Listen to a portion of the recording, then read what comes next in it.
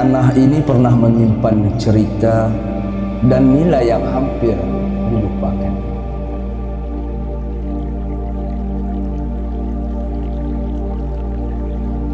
Dari sinilah lahir tekad untuk kita menghidupkan kembali milik kita.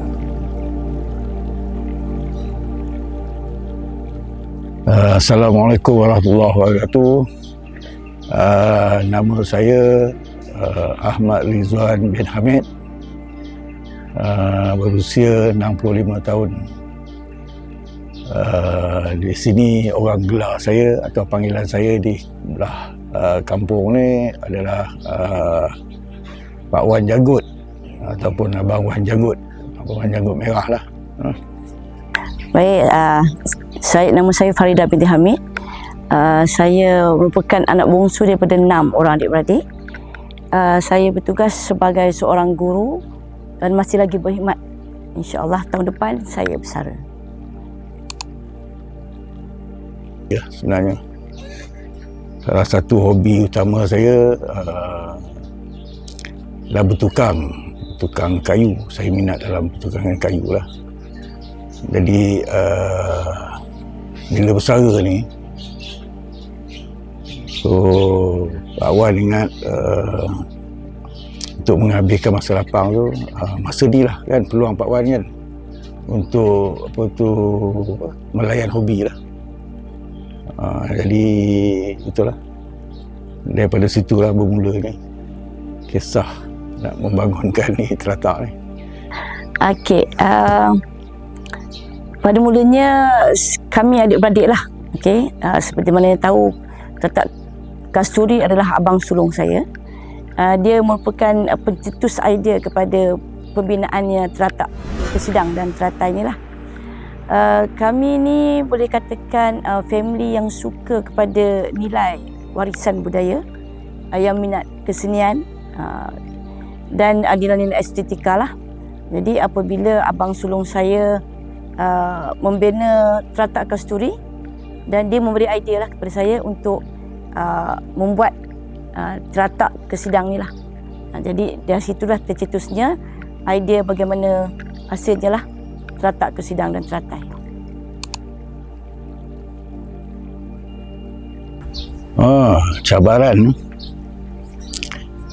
Cabaran yang utama dia kudrat lah, ataupun tenaga lah.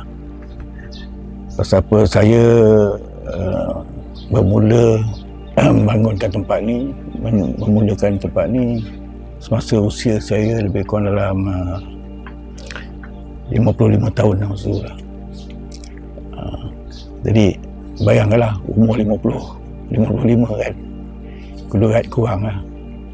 Jadi yalah, nak buat bangunan kayu ni atau rumah kayu ni memang memerlukan tenaga lah kan. Okey, cabaran utamanya adalah kita nak cari tukang rumah lah yang dapat memenuhi cita rasa yang macam mana kita nak lah. Sebab kita nak pembinaan ni biar ada nilai-nilai kesenian Melayu lama, dan itu salah satu cabaran lah. Kita nak cari tukang Melayu sekarang ni susah. Jadi apabila macam ditemukan dengan seorang tukang daripada Sidam, okay, kami panggil Pak Long lah. Jadi bila saya pergi ke rumah Pak Long tu, tengok tempat dia, dan alhamdulillah lah dapat memenuhi cita rasa macam mana saya nak buat.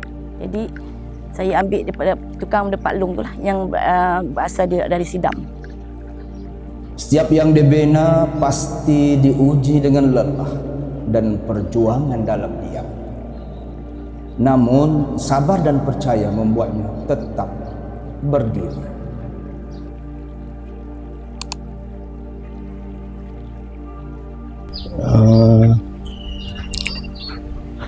Keunikan dia,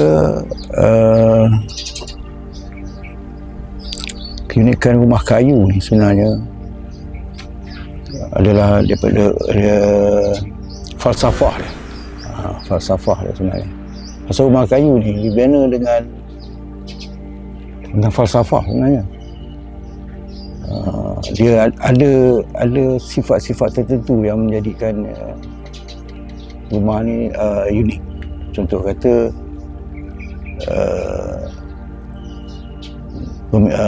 corak pembinaan dia, okey,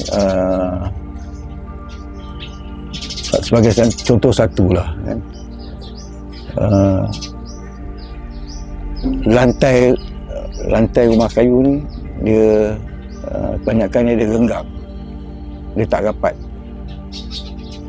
dia kebanyakannya dia tak berpaku. Antara sebab dia untuk ventilation. Kebanyakan rumah kayu ni dia ada ventilation dia. Bila dia tinggi, angin daripada bawah akan menolak, jadi menyebabkan rumah tu dia jadi sejuk. Lepas tu selain daripada dia ada mempunyai banyak tingkap kan, orang Melayu ni dia rumah dia banyak tingkap kalau rumah kayu ni, jadi dia sentiasa tingkap dia terbuka selalu untuk ventilation. Yalah, zaman dulu mana ada aircon, mana ada kipas kan, jadi inilah ventilation dia. Ciri unik. Okey, kalau tengok di belakang ni, kita tengok rumah ni dia ada campuran daripada rumah Kedah dan juga rumah Melaka. Okey, contohnya tangga ni kita tahu adalah warisan daripada rumah Melayu Melaka. Dan yang di belakang tu rumah lama Kedah, di mana kita tengok struktur dia lebih tinggi, dan itulah saya kata uniknya Kesidang ni sebab dia ada campuran daripada pelbagai negeri lah.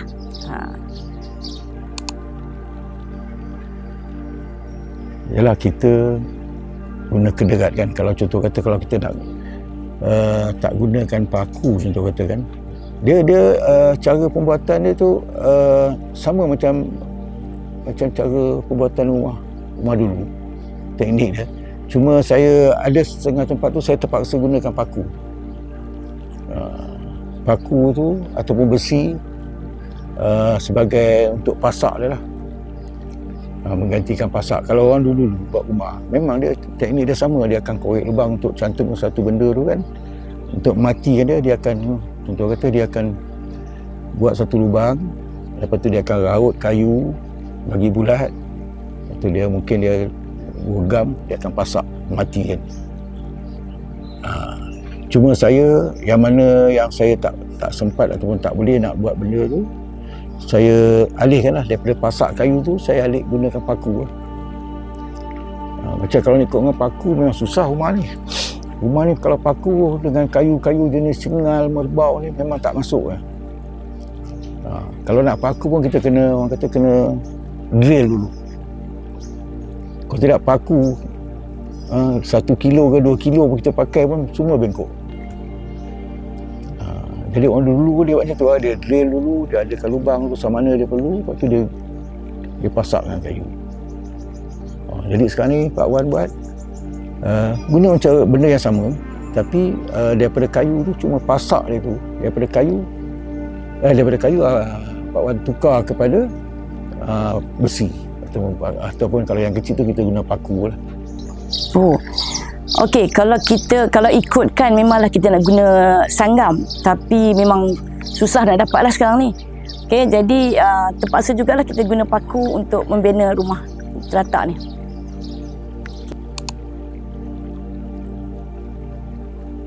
Okey, ukiran-ukirannya lah yang baluster apa semua. Kebanyakannya saya buat sendiri. Saya buat sendiri dengan saya cari motif-motif kata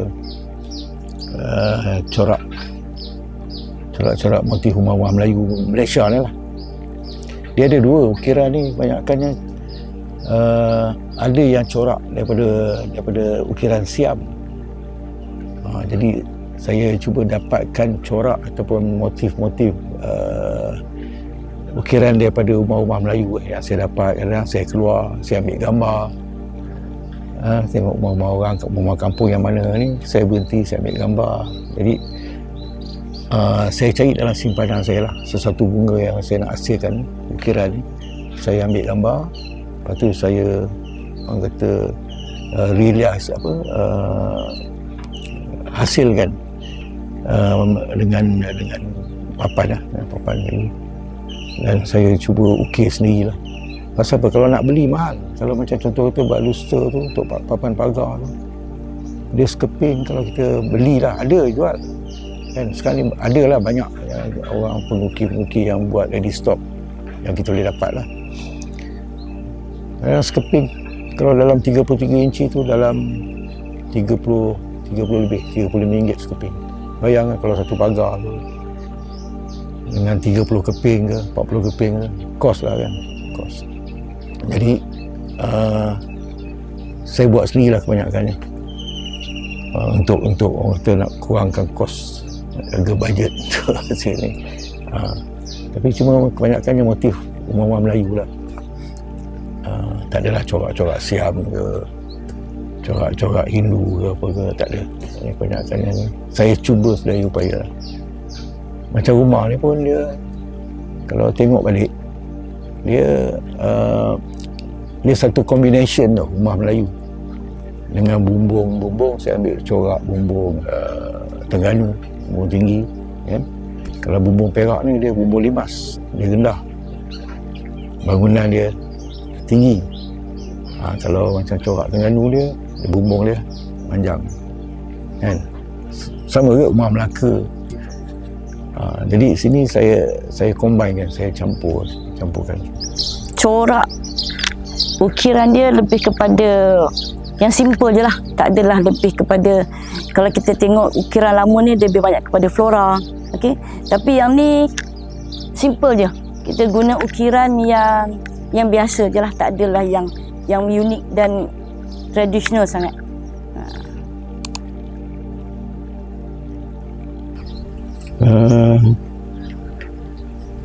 Dia memang kalau ikutkan semua ada kenangan. Dan kadang-kadang bila saya renung balik, duduk balik kan, tiap-tiap sudut yang saya duduk, kadang-kadang terfikir balik, masa aku buat ni aku dalam keadaan apa kan, tengah seronok ke, tengah ada mood ke kan, tengah bersedih ke. Jadi itulah, bila buat seorang-seorang ni, fikiran kita kebanyakan itulah. Jadi kenangan macam-macam lah.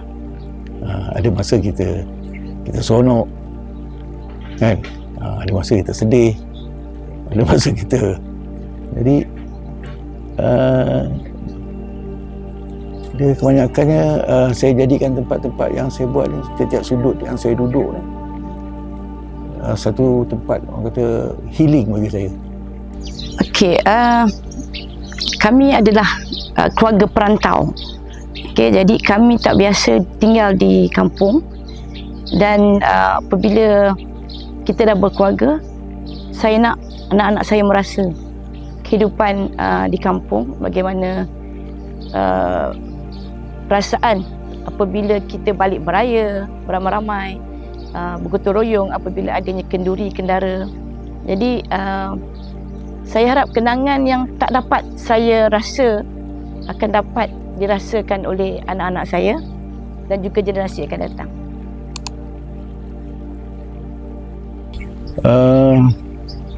Harapan saya lah kan, supaya anak-anak saya dapat teruskan lah dengan orang kata cita-cita saya nak membudayakan tempat ni sebagai satu tapak, mungkin sebagai, kalau tak banyak, mungkin sebagai rujukan lah, rujukan peringatan bahawa bahawasanya walau ke mana kita pergi, kita ni tetap orang Melayu. Harapan saya agar anak-anak saya dapat menghargai dan menjagalah warisan Melayu ni, agar ia terpelihara hingga ke generasi akan datang. Setiap harapan mengandungi doa agar yang dibina terus bernafas, kerana yang kekal bukan bentuknya tetapi maknanya.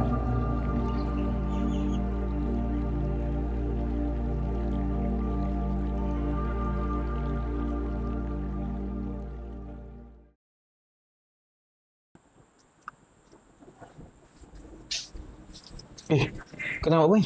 Oh, aku ni tengah edit video. Video doku kita itu Oh, yelah. Edit video kita. Jom teman aku makan. Kau apa dah? Aku jujur lah. Dah lambat dah, weh. Jom. Jom lah. Aku tunggu kat luar. Cepat sikit. Sabar jap.